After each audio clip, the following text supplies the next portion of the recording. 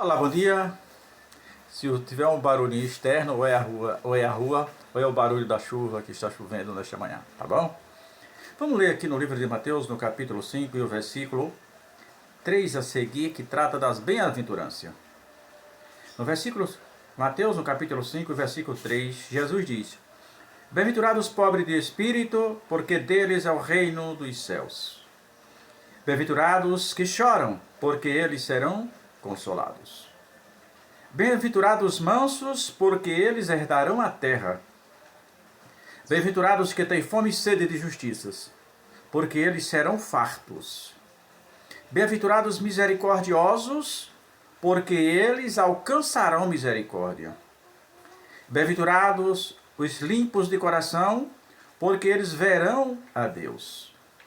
Bem-aventurados os pacificadores, porque eles serão chamados filhos de Deus. Bem-aventurados que sofrem perseguição por causa da justiça, porque deles é o reino dos céus. Bem-aventurados sois vós, quando injuriares e perseguires, e mentindo disserem todo mal contra vós por minha causa. Exultai e alegrai-vos, porque é grande o vosso galardão nos céus, porque assim perseguiram os profetas que foram antes de vós. Bom, nesses versículos, precisamente nesses versículos, do versículo 3 de Mateus 5 ao versículo 12, isso é 9 versículos, Jesus nos chama a atenção, se você observar, para a lei da semeadura. Isso é o que Jesus nos chama a atenção. E que em tudo que a gente faz, ele tem um retorno para nós. Vamos começar a partir do versículo 1, quando ele diz, ou do versículo 3, quando ele diz: Bem-aventurados os pobres de espírito, porque deles é o reino do céu. Paulo diz: quando eu me sinto forte, eu estou fraco. Quando eu me sinto fraco, eu estou forte. Quando o homem usa do seu conhecimento, se estriba nesse conhecimento diante das pessoas que estão à tua volta, normalmente ele esquece da simplicidade da palavra de Deus. Então, às vezes, vamos entender o que é autoconfiança. A autoconfiança, ela é muito perigosa, quando eu digo concernente à palavra de Deus. Diante da palavra de Deus, a autoconfiança, ela é tão perigosa que pode causar danos irreversíveis. Lembra de Josué, após cruzar o Jordão? Após ver os muros de Jericó cair por terra? E foi ludibriado, foi enganado por um povo que ele estava no meio deles. E quando ele tentou reagir, Deus levanta um profeta e disse: não, agora você não pode fazer mais nada com esse povo. O que aconteceu com aquele povo foi por excesso de confiança de Josué. Se ele consultasse ao Senhor, se ele estivesse no princípio com aquela fraqueza dele, clamando ao Senhor por tudo, o Senhor tinha dito: não façais aliança com esse povo. Mas ele fez. E aquele ato de Josué teve um dano irreversível para a igreja do Senhor. Inclusive lá na frente, causou sacrifício humano. Lá na frente, Davi foi obrigado a dar aquele povo 5 dos filhos de Saul, para que ele sacrificasse, e ele sacrificasse ao Deus de Israel, e Deus assim o recebeu, por causa dessa ação desastrosa de Davi, de Josué. Ele se sentiu forte, e quando você se sente forte, você não consulta a Deus, você já sabe o que você quer. E no versículo 4 ele diz: Bem-aventurados os que choram, porque eles serão consolados.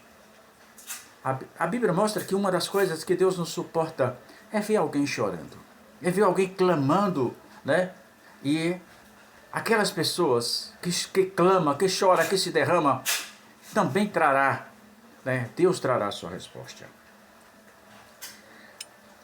E ele continua dizendo, bem-aventurados mansos, porque herdarão a terra.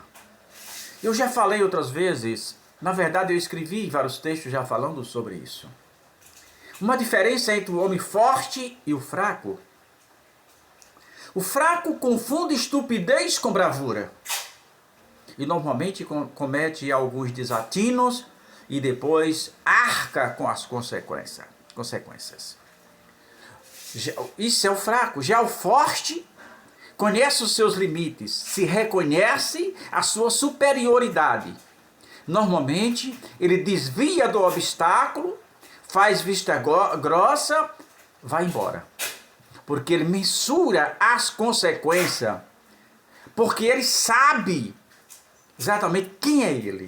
Ele não precisa reagir porque ele sabe quem ele é. Se eu sei quem eu sou, não vou descer ao nível daquele que nos atacam para justificar a minha ação.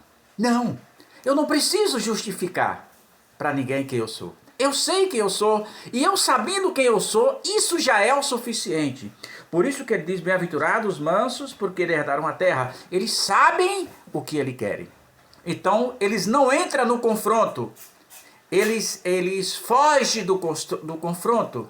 Eles dissimulam as afrontas e seguem em frente na sua caminhada. Os 6, bem-aventurados que têm fome e sede de justiça, porque eles serão fartos.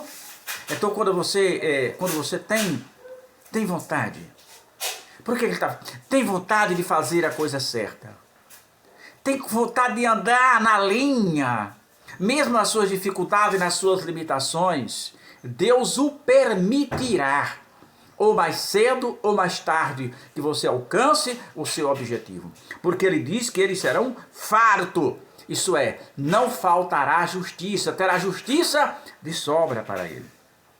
7, bem-aventurados misericordiosos, porque eles alcançarão misericórdia. Mais uma vez a lei da semeadura.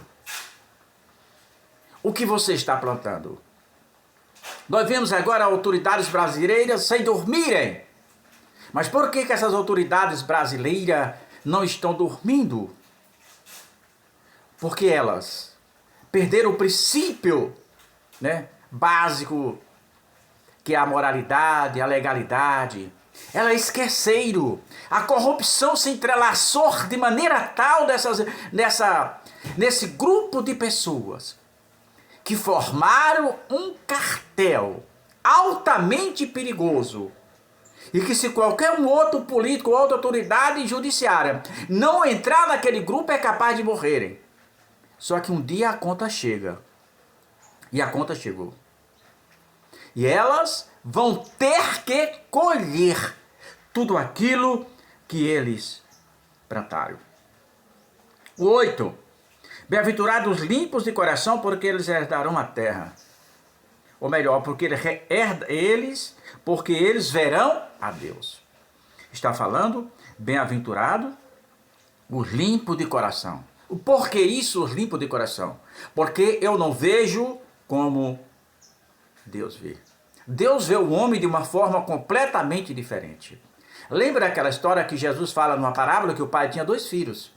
E disse a um filho, meu filho, tu vai em tal lugar fazer isso, isso e isso. E o filho retruca na mesma hora dizendo, pai, eu não vou fazer isso.